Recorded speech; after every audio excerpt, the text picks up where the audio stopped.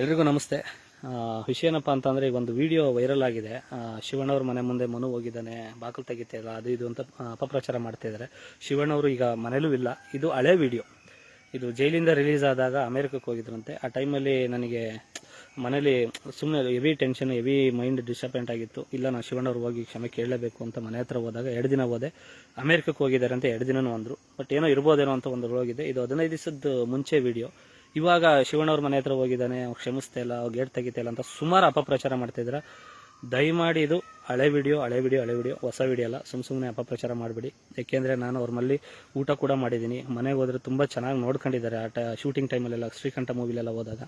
ಹಾಗಾಗಿ ಶಿವಣ್ಣವ್ರ ಮೇಲೆ ಯಾವತ್ತೂ ನಮಗೆ ಗೌರವವಿದೆ. ಯಾವುದೋ ನನ್ನ ಕೆಟ್ಟಗಳಿಗೆ, ಯಾವುದೋ ಒಂದು ಷಡ್ಯಂತ್ರಕ್ಕೆ ಬಲಿಯಾಗಿ ಈ ಥರದೊಂದು ಪರಿಸ್ಥಿತಿ ಬಂದಿದೆ ನನಗೆ.